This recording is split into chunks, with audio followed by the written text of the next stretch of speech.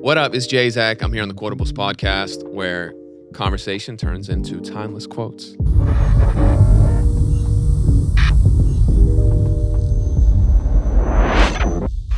I swear to God, like 3 weeks later, that Joyner Lucas video came out. Oh, he stole your shit? And I'm not saying Joyner Lucas stole my shit. No, I'll say it.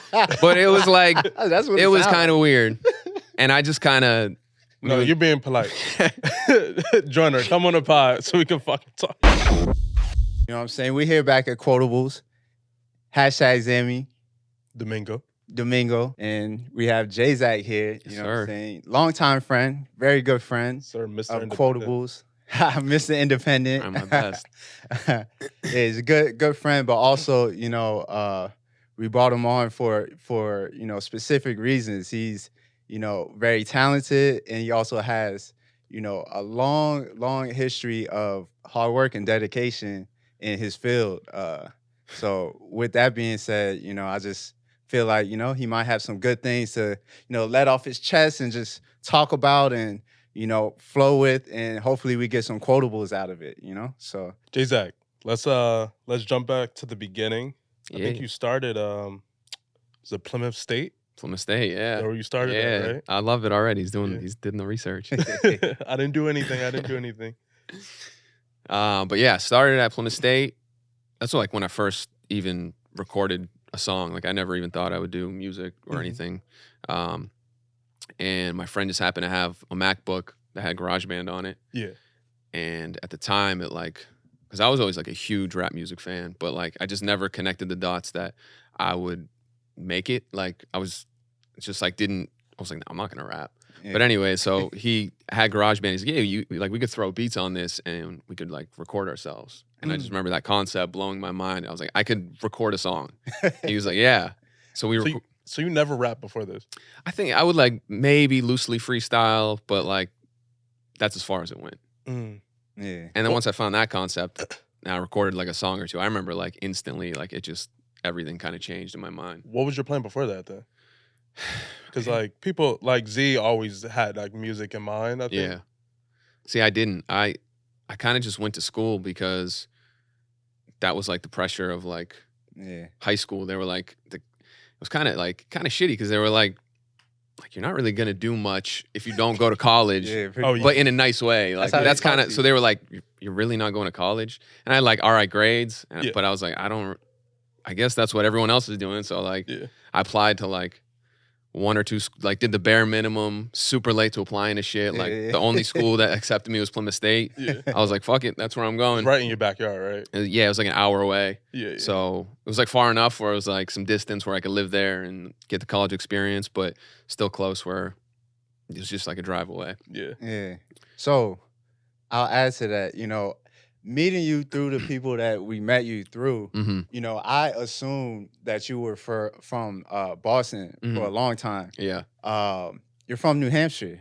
Yeah, I'm from southern New Hampshire, which is like, I'm on like the border of New Hampshire and Massachusetts. Yeah. So it's like 40 minutes from Boston. Okay. But it's definitely not Boston. Yeah. I would be lying if I was like, I'm a Boston artist. Like, no. Yeah, no, I get it. We've traveled up there a few times for like parties and shenanigans. Real shenanigans, baby. And we definitely been, you know, through that whole, like we've seen how close everything is. Like you just jump around state to state very easy. Very easy. You didn't think you were become a fisherman or anything? That's good. No, I did. I never wanted to because, I mean, the reason he said that, my dad has been a fisherman basically his whole life, and he fished out of Boston like since I was a kid. But no, it's a brutal lifestyle. He'd be gone for like 2-3 weeks at a time. Come home for like a day or two, go back out for 2 or 3 weeks. And he kind of made sure, he was like, you're not doing this shit. Like he let me go on the boat and shit when it was fun, like for like a little cruise, but he was like, you don't want this life. He's like, I'm doing this so you don't have to. I heard you was good on the Boston Pier though. Pull up. Oh yeah. Yeah, good money. Didn't know your face card good. My son's royalty over there. Bunch of Polish guys. Give me free fish and shit. No, that's tough. Nah, so what is it like? First of all, growing up in New Hampshire, Polish American, first generation. First generation, yeah. What was that like? Is the community you grew up? Because a lot of the times what we'll see is, say, first generation foreigners will come here and they'll move to a town where like all of their family is, or like a bunch of Polish people are. Is it like that?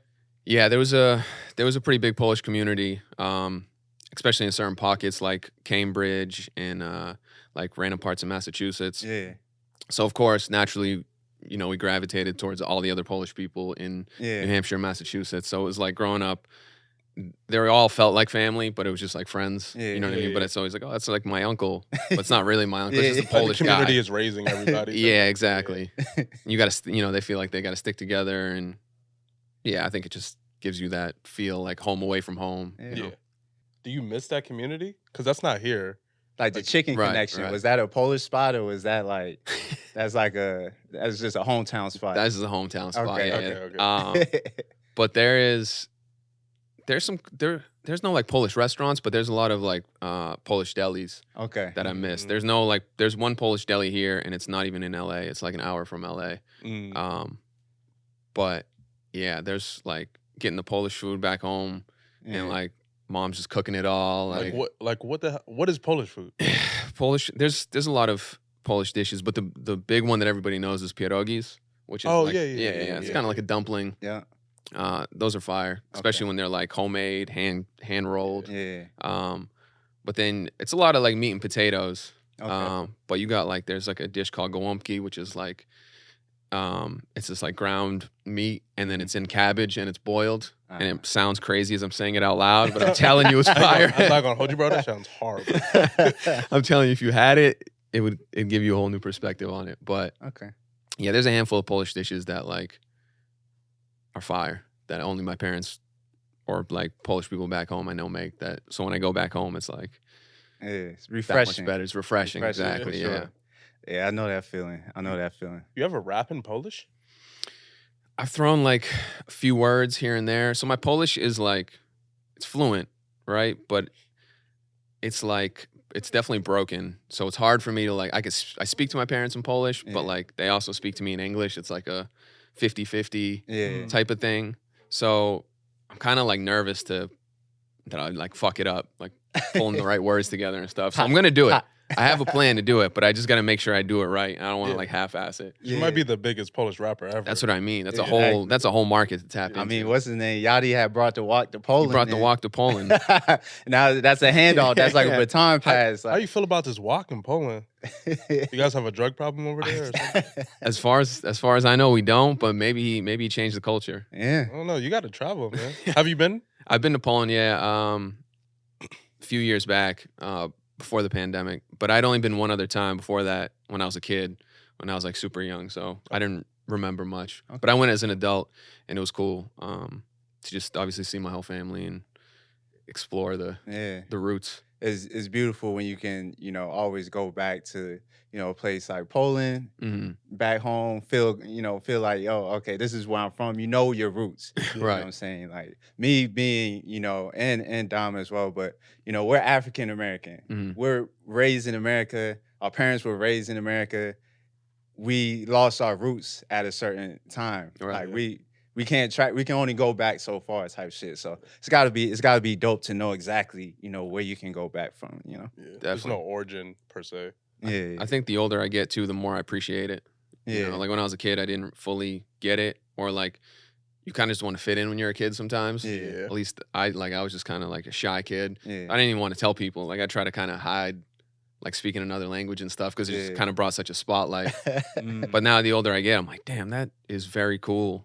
Like it's just unique, you know what I mean? You have your own subculture. Yeah. Like, so I like these questions are genuine. Right. We don't know shit about Poland. Besides the walk. Right. The water. There's mad walk in Poland. Mad walk in Poland. It's not even water coming out of the fountains. They transition to strictly walk. All because of Yachty, man. Crazy, man. We'd love to know what the effects have been since, you know, the release of that song. Mad kids out there drinking water. They don't even know the word. Like they probably don't even know the words or understand the concept of the song. They're like, walk. I love walk. No, that's funny.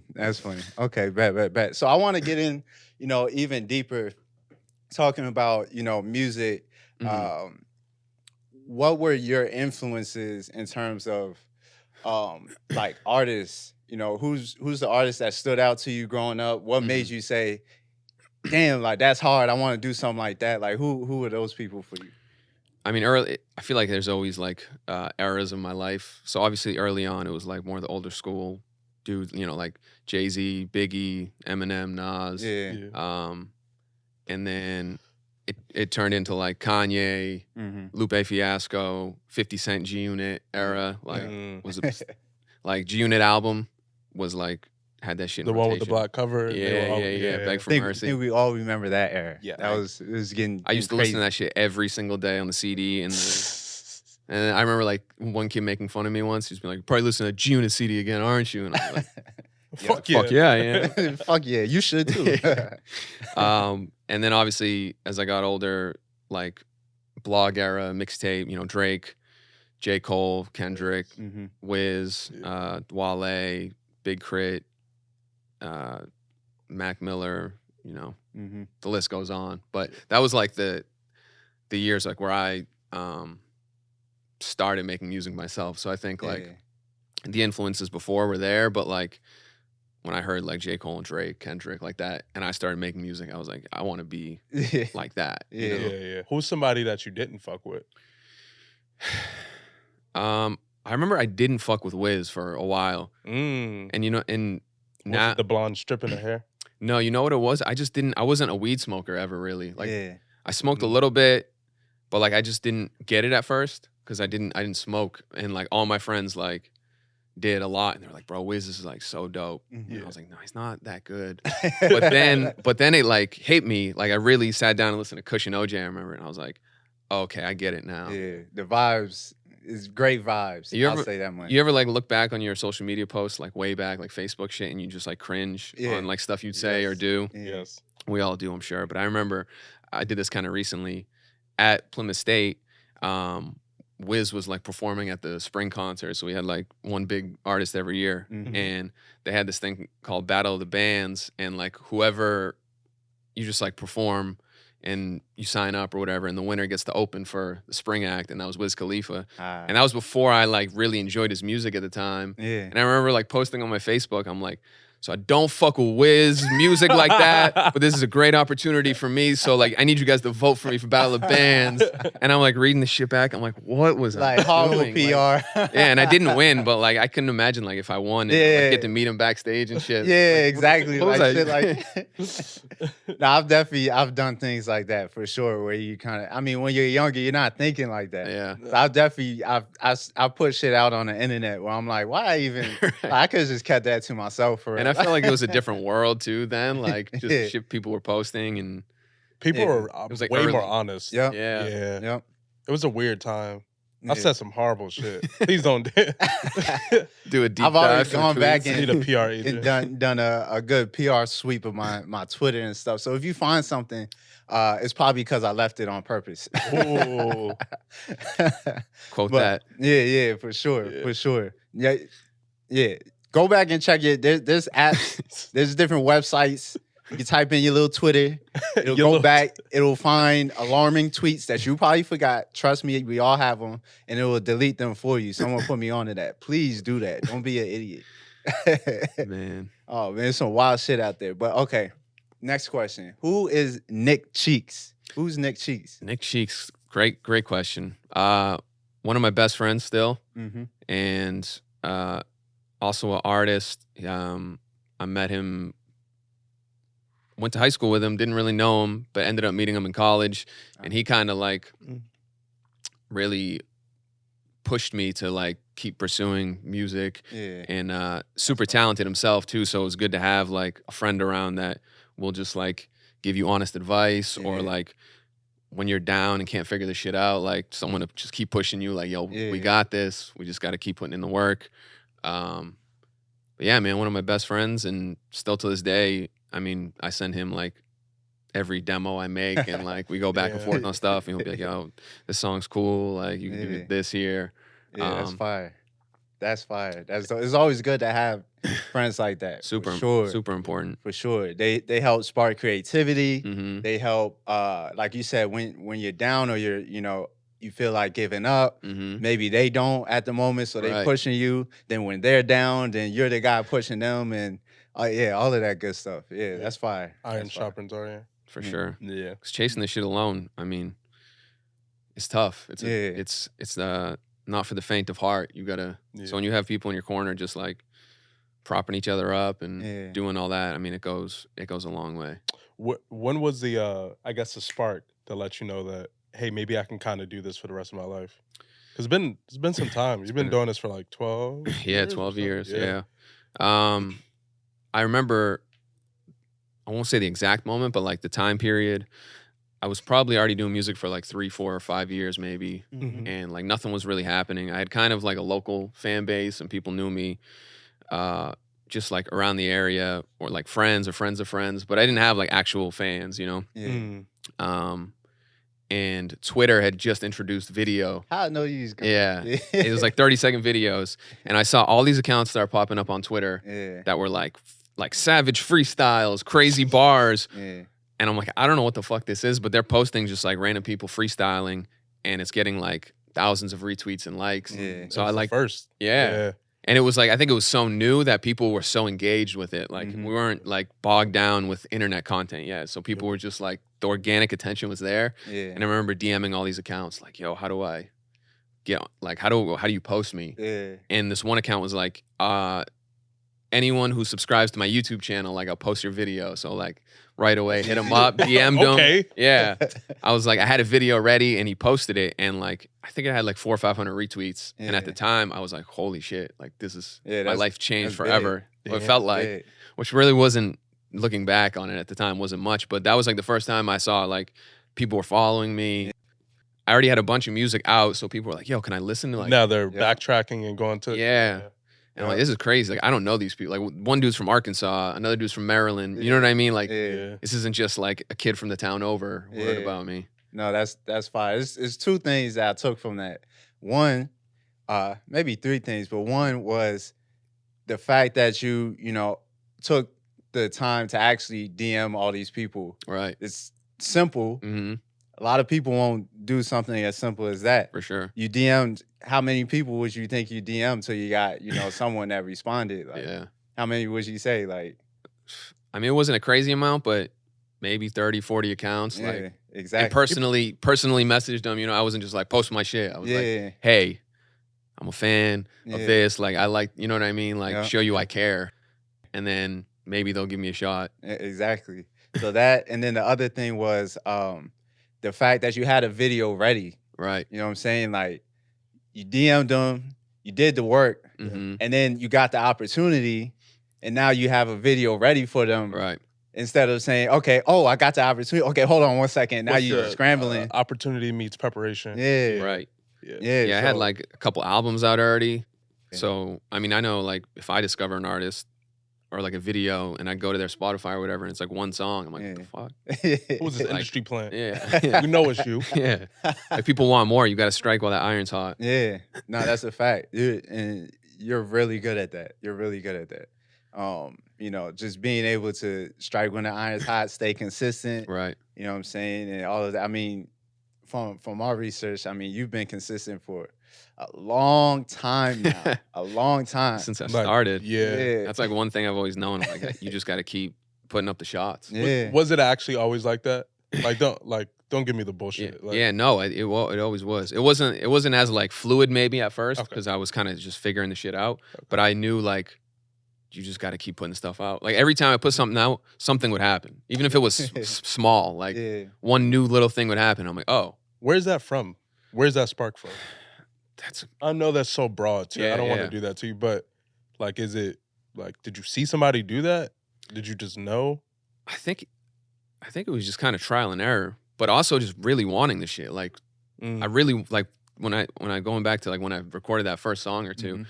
I mean, the music was trash, but I knew, I was like, okay, if I do this enough, I'll get better. Exactly. Yeah. And I think it was just like the drive of like, all right, I'm going to do whatever it takes. And then I saw other people kind of fade out, you know, like you work with people or you just like see other artists on the internet and then they like a year later, they stop putting shit out. Like, they got a kid or something and they chilling. They got I was always job, like, that's not me. I was like, nah, it's not gonna be me. Whatever it takes. For real. That'll drive you really, really wanting something. But then, yeah, at the same time, you gotta be able to fight through those low times, which is highly important. There's gonna be ups and downs, and the ups are fun. It's the downs that are the battle. Like not giving up when you're down. They say the downs make a man. Yeah, like when you're down, who are you really? Yeah.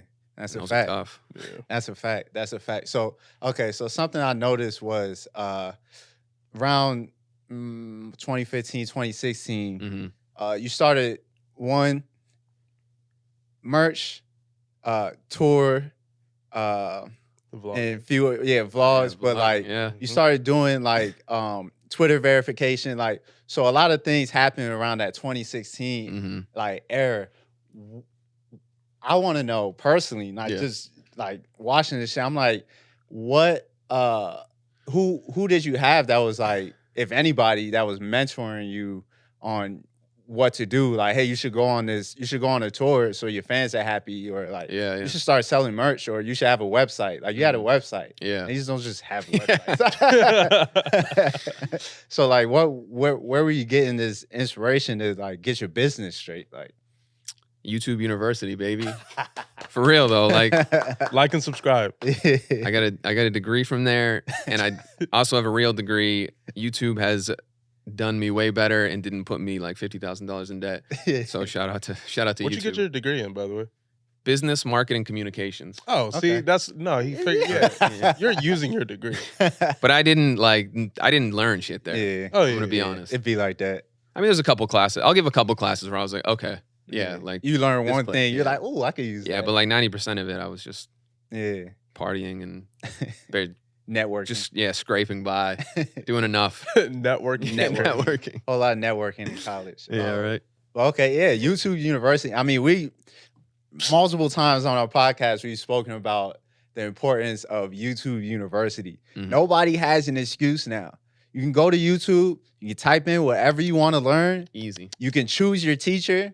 And then you can start learning. And people are going to just like go in depth about whatever the topic is because they're getting paid from YouTube. You don't got to pay them. You're paying them through watching it. Right. It's beautiful. YouTube University has the best ROI of any website I've ever. 100%. Yeah. And it's only getting better. Yeah. Like that was like, you were talking about 2015, 2016. I mean, there was still a ton of stuff on YouTube, but like now. Everything. You could find anything. Like you can go so specific on the search bar, and then like a person has a whole fucking channel about it. Yeah, okay. You know what's really dope is like the shorts now. Yeah, because like you can learn something really quick. Like I'm like, oh, I need to pick this up 1 minute. That makes breaking sense. It down so quick. Yeah. I never thought about that because sometimes you'd be like on a 16-minute YouTube video and you need like a 15-second clip, but you like don't know where it is, and you're trying to like scroll through it. You know what I've been tapping into, and I do want to loop back. You go to the bottom of a video, like on your web browser, and go to transcript, and then I search through the transcript on whatever I want. Damn. So like, it'll be 16 minutes, but I know at minute 8, I'm like, okay, like because you're just searching it in the Oh shit, that's hack for you, baby. Yeah, you put me on. Yeah, it's a fact. It's a fact. YouTube optimization, man. Shit is lit, man. For real. Like we too got our degrees at the prestigious YouTube University. We turn the hat. Masters. In video production. I also got what do they call associate's degree in audio production as well. So, audio engineering and all that good stuff. I had a couple certs from there. Everything I do outside of my corporate job has all been learned and mastered and honed and sharpened through YouTube. Right. It's crazy. Everything. And we're making a living off of it now, like what we've learned from YouTube. That's why I never understand when people are like make excuses about shit or they don't know how to do something. I'm like, it's really just putting the time in and looking it up. About this shit. Motherfuckers don't even want to Google no more. No. Yeah. We was saying how like ChatGPT is like the new age Google, right? It's basically like it's just more precise with what you can get from it. But it's just gonna turn like we're talking about like yo, people don't even want to Google shit, and it used to be Google was ChatGPT when it came out. Like, oh shit, we can my God, look you up can look up anything ever. Yeah. Now Like it's like on your phone. Yeah, now it's like somebody will ask you to Google it for them. Like yo, just type it pick in up your your Google, phone, bro. bro. Ask Siri or something. God damn. Crazy. Yeah, so now we got ChatGPT, and it's just gonna some people are taking advantage of it, and then I just feel like a lot of people are gonna get accustomed to it and become even more lazy. Right. Like there's so much information Right. that you like you're gonna either learn how to utilize it or you're gonna become lazier. Yeah. It's one or the other. So YouTube University. Yep. You picked your professors. You Yep. learned just like we're doing, right? Yeah. But who gave you that spark? Like, were you looking up to anybody at the time, like whether it be an artist or somebody in business? Because it's not typical. And Z was right. Like, most artists don't have proper websites to drag in merch, to connect with their fans, to go on like little tours and like bigger tours. Like, you were doing that so early. There had to be somebody or at least a group of people you're looking at. For sure. I'm trying to think of like specific artists at the time, but there was definitely a pocket of like independent artists that were like doing it on a pretty big level that I was like, oh, okay, that's how that guy's doing it. Or let me see like let me see how he's doing his merch, or like, oh, he just made a website. Like, so I kind of took from, I guess, other artists who were kind of a little above me, and then just like picked around and figured it out. Let me think. I remember Logic in that era was big because he was the DMV too. Yeah. So I know the Logic era very well. Yeah, because he was very like personable with his fans. I was gonna say, and I'm like, this is smart. Like, he's building like lifelong relationships. And I remember I took that because he replied to every person back on Twitter. And I remember when I started getting fans, I had a bunch of CDs already made of like my latest EP, and I was like, yo, I'll mail out a CD to anyone who wants one. And like 100 people like send me their address. And I just like put up the bread, which was like maybe like $100, $200 at the time. And like personally sent CDs out to every single person. And I still get DMs. This is like 2014, 2015, like pretty frequently. And they're like, bro, I still got your signed CD. Like, I keep it with me everywhere I go. Like, any place I move, like, I'll never get rid of it. That's dope. I'm like, it's crazy how much a little thing can go, how far it can go for someone. Like, to me, I was just like, yeah, sure. Like, listen to the music, whatever. Like, I forgot about it a couple weeks later. But for them, they were like, some people have it hanged up and shit next to other like music posters. No, that's dope to hear. That's another lesson learned. That's a quotable right there. I mean, at the end of the day, $100 investment that is still returning. He's like, these are fans that he are now loyal for 10 years now because of $100 investment. You gotta think about it. In the moment, a lot of people these days, especially, you're gonna like, you gotta make money off of that. You're gonna spend $100, but what are you getting back from it? Like, who are these people? These people not. Right. They don't have the foresight. It's definitely something worth noting, man. Customer appreciation or fan appreciation goes a long way. It does go a long way. Taking the extra step, like, it's easy when you start to get some buzz or whatever to like be too cool to respond to people or like go the extra step. But like, when you do that, people are so grateful when you fucking send a DM back to someone or like hop on a live stream and like shout, go live with your fans, like bring someone on, like that type, little stuff that like you might not really bat an eye at is going to make somebody else's week. Do you remember your first fan? Like the first random person that was like obsessed with you and like whatever you were doing? I can't remember his name, but I remember it was on Facebook. And shout out Facebook. Shout out to Facebook. Still does me well. But I forget how it happened, but he was I did like some rap contests for like Funk Volume and Hobson, and he like discovered me through that. And I remember he like wrote my name in chalk like on sidewalk. It was like Eminem, Hobson, JZAC. Oh shit. And like sent a picture. He's like, bro, he's like, rock with the music. And I was like, what the fuck? Who is this? And I remember like it blew my mind at the time. But that was like my first moment where I remember being like, this is kind of crazy. Yeah. And that, I mean, that helps you as well in terms of like motivation. Like you see someone that believes in you that much. Yeah. You're like, oh shit. Like I mean, all he did was write this shit in chalk on the sidewalk. But at the time, I was like, this is crazy. Like, you know, no, that's actually crazy. Yeah. Someone taking their time to show appreciation Right. is super rare. And then people started doing like cartoon drawings of me like around that time. And I remember that was like fucking insane. And I'm like, why? People are drawing me? Like, girls were like, JZAC drawing. And it was like a half-ass. Like, it looked bad. Some of them were like, bad. No offense. But you probably responded. But I'd still be posting them like, yeah, fan exactly. art. And I'm like, my jaw's like a little over here. Like, I really look like that to y'all? This is what I look like? Looping back to that list in chalk, you ever like look up to like Eminem? Like Mac Miller, like the quintessential white rapper. the white guys. Yeah. Eminem early on for sure. Yeah. Like those early albums I liked a lot. I did like Mac Miller a lot. I remember when I first started making music and somebody put me on to Mac Miller and I was like, fuck. I was like, fuck, man, he's good and he's already doing it. I won't lie to you, your first video, you sound a lot like that. I believe it. He said, fuck, he's good.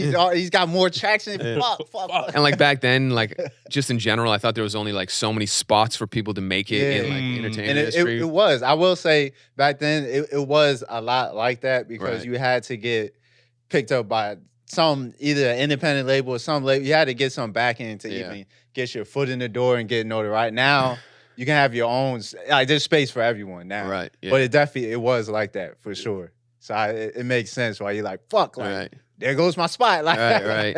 Yeah, this was a crazy era of music of like college white dude frat rap. Yeah. 2010. Asher era. Ross. Yeah. Logic was going crazy for him as well. And Mac Miller, for sure. Yeah. For sure. But I will say, you definitely have your own, you carved your own path in that space for sure. Yeah.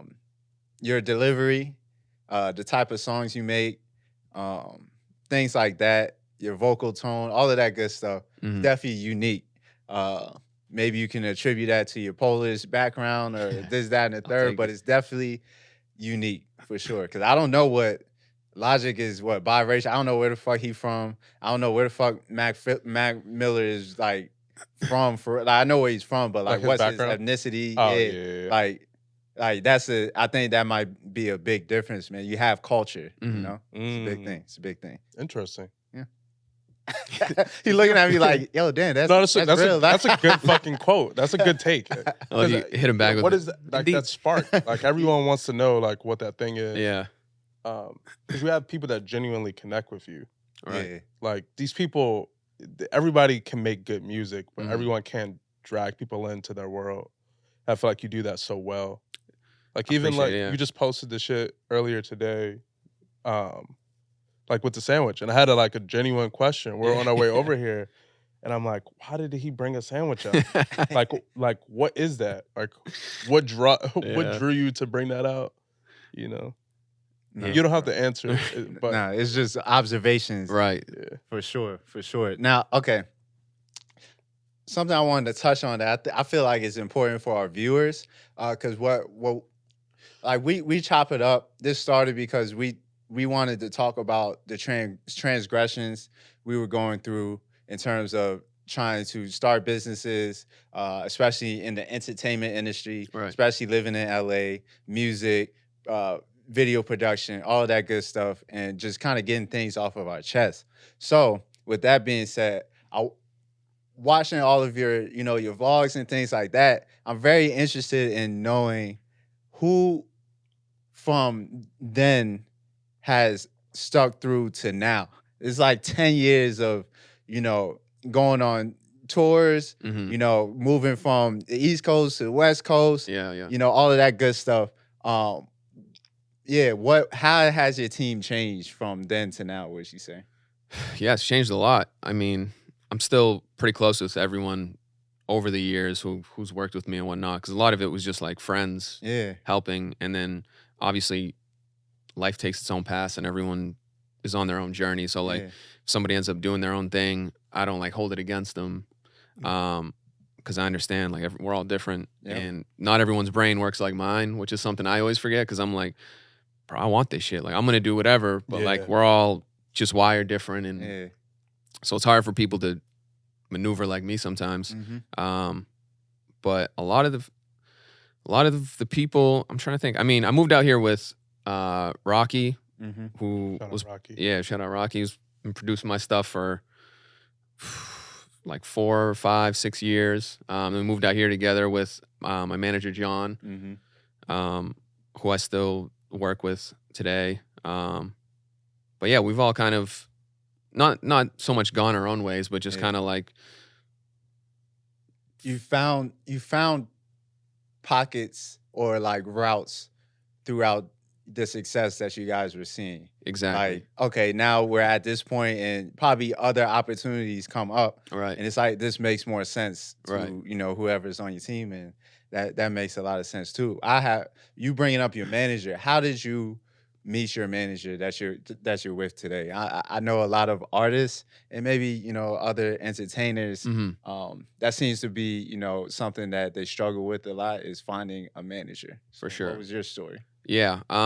John had hit me up originally through Twitter, like around that time we were talking about earlier with the videos kind of going viral and whatnot. And he just reached out as a fan of the music and was like, hey, man, I think he ran some Twitter pages. So he wasn't like, let me manage you. Yeah. It was like a slow process of like just keeping in touch. And he was like, I can do this or I could help with this. And then he lived in Connecticut.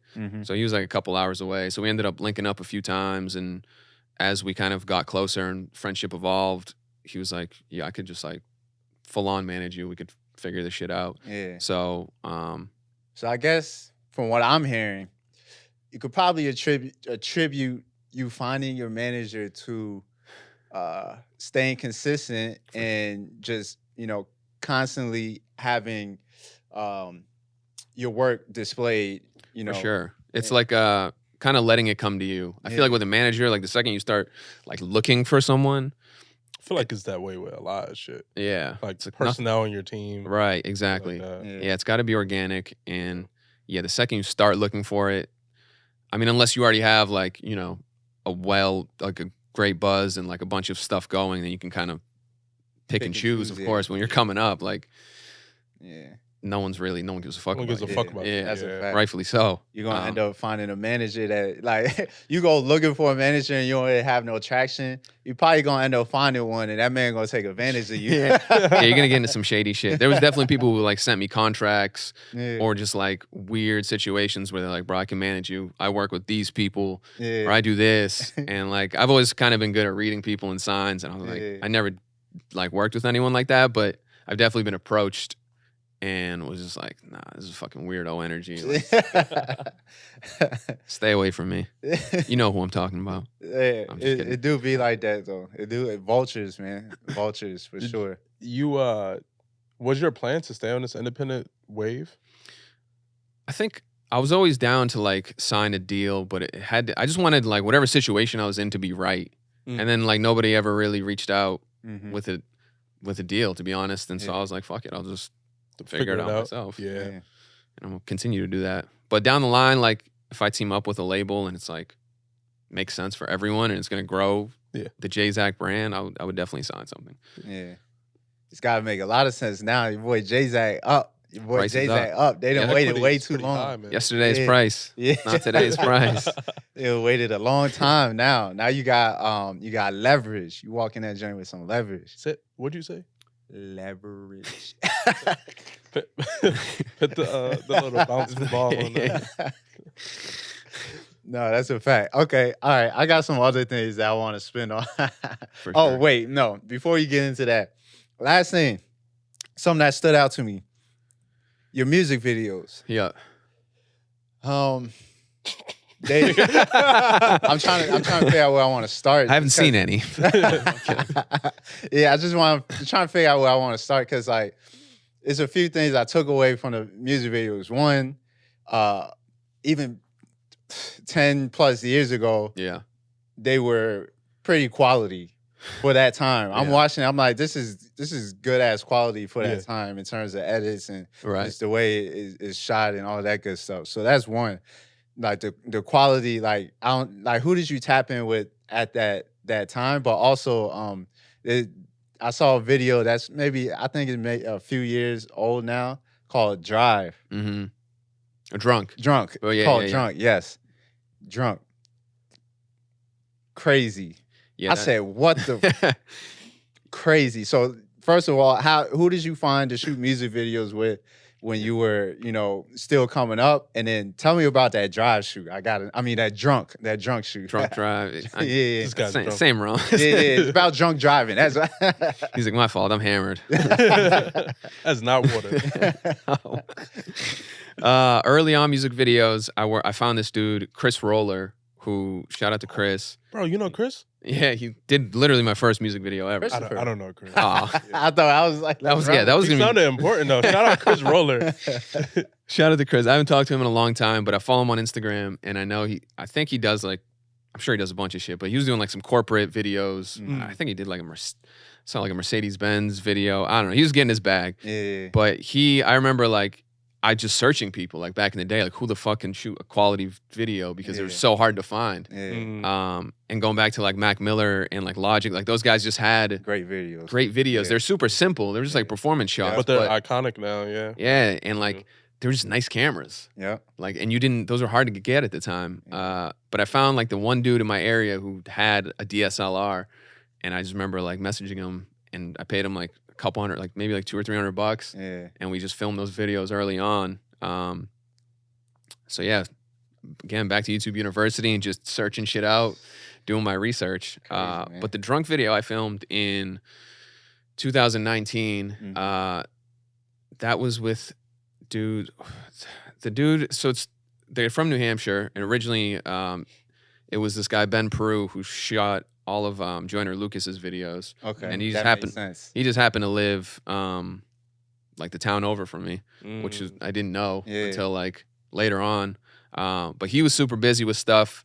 So he didn't shoot it directly, but he directed it. Yeah. And these other guys that he knows, Revelry Studios, they shot the video. But it's all like they're all friends with each other, so it's like the same camp. So it was cool because it was also like hometown people. Yeah. I filmed it when I lived out here, so I flew back. We took like 2 or 3 days, filmed the whole thing. And that was the craziest shit I've ever filmed in my life. Yeah. That was an actual movie. Yeah. Like we had to get a car, like a wrecked car. We had to like flip it. We like called favors from the fire department to like come and like pretend to pull me out of the car. A fire department favor? They did it. I mean, it was insane. Kudos to them because they did all the groundwork. Like that was the first time. I'm usually like the independent guy running around trying to get everyone on the phone and like all the pieces together. That was the first time where I just like sat back and they did all the shit. Yeah. No, that's dope. That makes sense though, the Joyner Lucas side, because he definitely has a video that is I forgot the subject matter. I forgot it's like a kid in school who's getting bullied or something. But the way it's shot and it tells a story, and the way it's shot is kind of similar to this video where like the storyline was just the way it flowed was so effortless. Oh man, I was blown away by that. So check that out. It's called Drunk by JZAC. Gotta check it out. I actually this is a fun story. I don't think I've ever really said this to anyone, but I came to I had that song like before the Joyner Lucas song. Yeah. And then I showed it to some of those guys, and then like I swear to God, like 3 weeks later, that Joyner Lucas video came out. Oh, he stole your shit. And I'm not saying Joyner Lucas stole my shit. No, I'll say it. But it was like that's what it was kind of weird, and I just kind of. No, you're being polite. Joyner, come on the pod so we can fucking talk. Nah, the time frame was crazy. It was like 3 weeks later, and then they were like, "Yo, we can't shoot your video right now." Yo, like Joyner Lucas' video came up on the fly. Yeah, because you gave him a big ass bag to just ignore your shit for a little bit.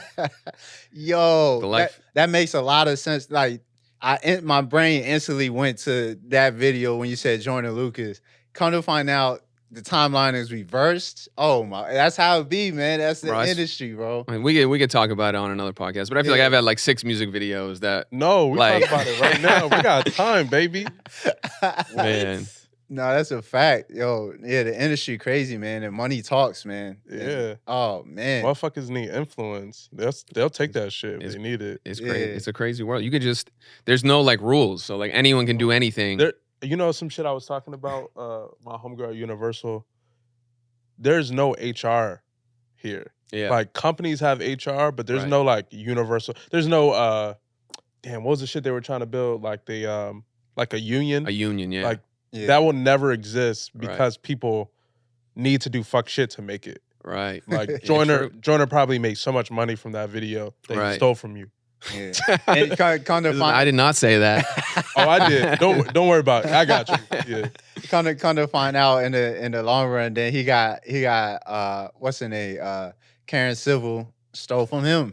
So oh yeah. He was complaining about that like maybe a year or two ago, how Karen Civil ran off with some racks from him. So hey man. Wild industry. Yeah, it's a wild industry, and you know what I'm saying? It's karma, man. Karma will come back real quick, like the next day.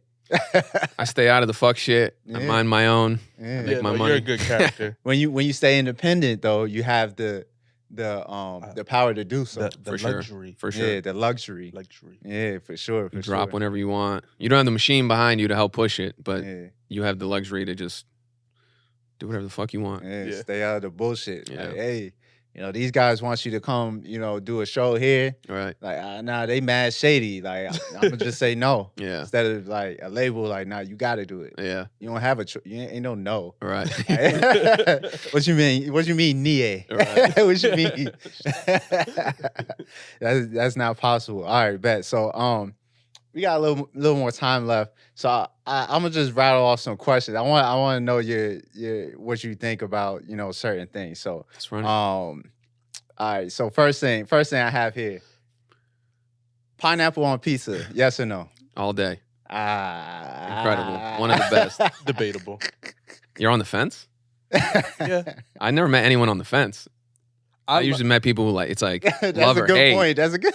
This is crazier than my answer. I've had it bad though. Like I've had bad examples of pineapple on pizza. But was it just a bad slice of pizza, or was it? I don't see. I can't tell because it's fucking laced with pineapple. It was laced. like it's a hard drug. It was fucking my pizza was laced with pineapple. I've had that happen though. Like I definitely got Papa John's pizza and like under the cheese. There's like one pineapple piece. It's I'm like, hold on, y'all trying to poison me? Demon chef in the back. You gonna enjoy this pineapple pizza. But you know what's crazy is you said I never heard someone on the fence, and I'm sitting over here. I'm like, yeah, that's wild. I'm like, fuck, I'm on the fence. Yo, I'm showing their true colors today on Quotables. Oh, because what happened was when I was like in high school with my mans, he like the barbecue pineapple pizza, barbecue chicken. Mm-hmm. So he's trying to put us on one day. So he purchased it from Papa John's. We at that time we trapping, we all high as hell, just in the trap, just high. And he buy the shit. He's like, just try it, and it was good that day. Yeah. But like, I don't think I had it ever again. So I'm like, how good was it really? Like, I enjoyed it in the moment. Right. But how come I haven't decided to buy it again? Is something really that good if you don't return to it? Can you really have love for something if you don't think about it often or think about it every day? I would say no. All right. I think you make a great point. That's a quotable for you, man. That's jot that one down. Fuck pineapple pizza sometimes. Whoa. That's like an almost hot take. Fuck pineapple pizza. Sometimes. Sometimes. You still on the fence. Okay. Like next one. Oh, no. Yeah, we talk about Joyner Lucas, man. Next thing. Milk, then cereal, or cereal, then milk? I know the answer. It's just the way you worded it. It was like a trick question. How do you cereal first? Okay. Yeah, you put the milk on top. Does anybody put the milk in first? Yeah, motherfuckers are weird. Yeah, That's wild. I've seen some nasty things done with a bowl of cereal before. Can you imagine? Okay, so How nasty are we talking? What do you? Yeah, let's go into it. Okay, so I gotta ask you.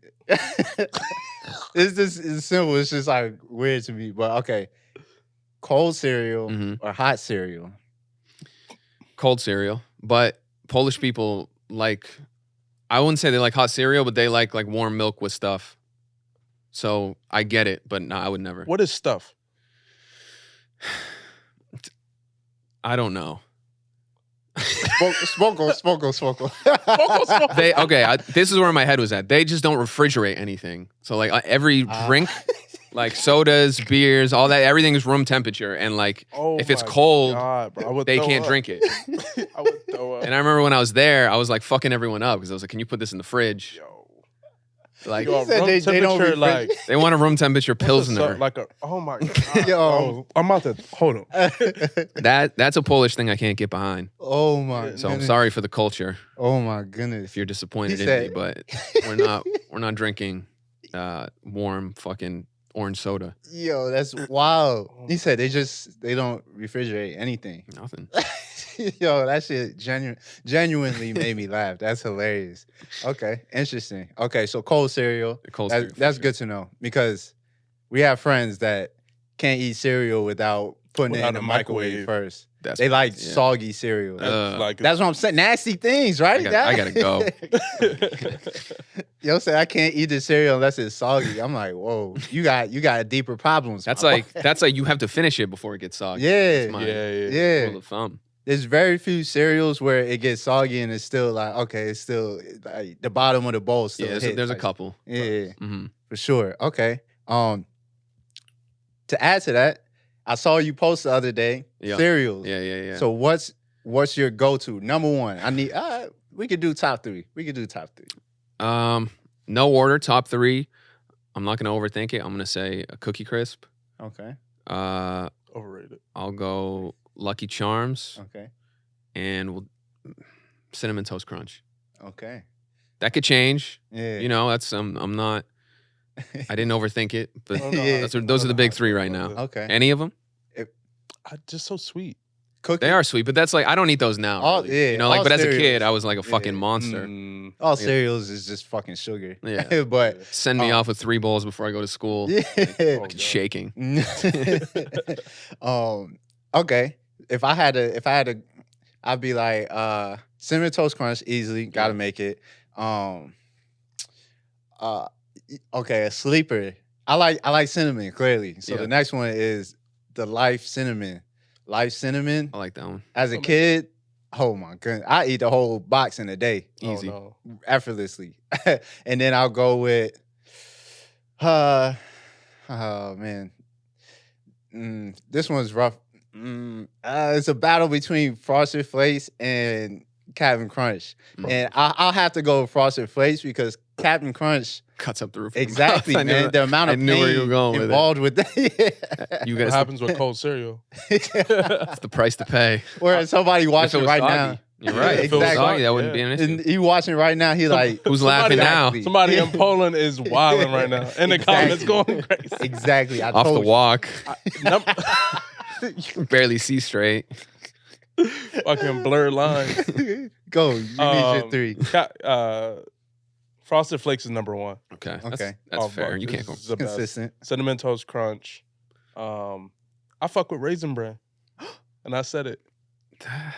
I like Raisin. As an adult, I understand, but if you told me that as a kid, I would have. Yeah, I'm not. Fought you. I wouldn't say that as a Yeah. kid, bro. Nah, that's a fact. As a Also, kid, but you those- gave me shit about a bunch of sugary cereals, and you also I said it was number one. But I gave you my number 3 was at least somewhat helpful. somewhat. Shout out to raisins. I had this debate all week. Who has the best fries? Like a fast food place. Fast food place. Just go off the top of your head. When you think of fries, what do you Yeah. think about? I think I had Wendy's or McDonald's. Okay. I would say Wendy's I'm is not up mad at there. that. Wendy's is a sleeper hit for sure. I'm not mad at that. I think McDonald's is overrated. I think McDonald's. You get them at the right time. I've had bad experiences. I've had good experiences. Off the Yeah, sometimes like 2 a.m. You got to wait the extra 10 minutes. Yeah. Yeah. You need a few drinks in you. I think It's come out hot. McDonald's is it's I understand that people say it as their number one choice Yeah. because it definitely it's different from everything else that you can get for Yeah. sure. Me personally, I like the shit where you know they cut that shit in the back type shit. So he gonna say it. Five Guys. I knew he was gonna say it. And it's not because I worked at Five Guys for however many years in high school and they paid me a lot of good money. He's lying to y'all. Has nothing to do He with wants that. to sponsor. He wants the sponsorship. Yo, Five Guys is not sponsoring this podcast, but yeah. they can. They can if they would like. Five Guys pay for his prom. Next episode, there's just 30 burgers and fries. And Mad Five shakes Mad and shit. I didn't know they had. there's no coincidence here that these fries are the best fries I've ever had. And it's not because I had to sit through fry training and mad videos of fry training and I was brainwashed by Five Guys. It has nothing to do with that. They're very part. he I feel like it's all you literally- see when you walk in is like they just talk about their potatoes. Potatoes everywhere. Yeah, No, they're Like- great. Great potato too. it's just all he talks about. Yeah, no, he's obsessed with Five Guys. Five Guys. It's the only restaurant that I worked at where I still enjoy the food just as much. I feel like that's rare. Yeah. That says a lot. Because for you sure. get unlimited of it when you work there. You get tired of it. Yeah. Never got tired of Five Yeah. Guys. You ever had a job? Yeah. I Good had. question. Yeah. Yeah. I worked at a supermarket for like 8 years. I got a job when I was 14. Okay. Ah. The Polish roots. The Polish. Yeah. The Polish. They were like, time to work. And you got the supermarket job, which is like everybody wanted that as Yeah. a kid. Everybody wanted the supermarket. Yeah, I saw my friends making like money, and they were like 15, and I was like, what the fuck? Like, you trapping? yeah. I was They were like weekend shifts. I was like, sign me up, and then I did, and I hated it. I was miserable, but I feel like it taught me a lot. And then I worked at Frito-Lay before I came out here at the warehouse for A like 4 or warehouse? 5 years. Yeah. What'd you do? I just stacked the chips, like the boxes. The chips were already made, but like which supermarkets the bags are gonna go to. Yeah. Oh, so use the plug. Bro, I used to pull up to the party. I'm not even kidding, with a box, like 25 bags of chips. Bro, I'd be imagine in slanging college chips. if we had a Frito-Lay plug, bro. I give people more chips than they knew what to do with. They were Yeah. like, what am I going to do with Yeah. like 30 bags of Doritos? Giving them potatoes out, Yo. bro. I didn't take any chips when I worked at Frito-Lay, None. if you're listening. They were all paid for. They were all paid for. Dude, that's cap. You just said you stole don't lie. 50 bags of chips. No, that's lit. That's lit. Friends like that always clutch for sure. Like, yeah, Frito-Lay. We had a friend that worked at Buffalo Wild Wings. Kind of the same thing. This man would come home with like a box of like 50 to 100 like wings That's insane. doused in Bro, sauce. imagine- And we just wake up like at 1 a.m. and just like eat as many wings as you Imagine can. 1 a.m., bro, rolling up and just having like the freshest. Well, It was fresh pretty you can fresh. get. He was the cook, so he made Yeah. sure like And knowing you didn't You have think to he pay was for it. stacking over time? Like you think each hour he spent? it was a 20 lot of aside? wings It in was that so box. many wings. It was a lot of like It was a amount. calculated plan. Bro. He had to think about this shit his whole shift. Like, was he making extra the whole Yeah. time? You know, Every Possibly. 8 wings was like one tucked away. Shout out- Everybody in the restaurant getting one less wing on their shit. I ordered 10 wings and just 9 here. No, that's funny. That's funny. Well, he didn't steal any of those. Those were all paid for yes, as he well. did. Why are we? Yo, y'all been lying back and forth. Everyone's manager is watching. That's what I'm envisioning. Like, Yeah. I knew it. I knew that fucker was stealing chips. That's why we fired him. I knew it, but feel like this was a great episode. I mean, Yeah, first of all, our first guest on the podcast. I'm honored. I appreciate it, guys. First It's a fun guest, ass right. time. Yeah, first guest. I hope the people watching were able to get a lot of good information, things that you might be dealing with on your pathway to success that he helped clarify or clear up. You're not the only one going through it. So yeah. It's a grind. Still a grind. yeah, So, yeah, just know. Just keep pushing. yeah. That's not like cliche, but like you just keep putting shit out. A lot of the times it's like not who does it the best, but who can just like stay on the road the longest. Yeah. Yeah, good That's a quote. bro. fact. I was Quote that. finna ask what your quotable was to wrap it up. We got it. That's You need to beautiful. ask a This man this like guy's this. good, man. That's good, man. He's been doing this for a little bit. That being said, do it, Zima. Yeah. I butchered that shit. I don't know what that was. He said, "I'm pushing." JZAC said. It was Yeah. Chinese. Close. Gin doble. Yeah, we out of here. Damn, you stole my shit.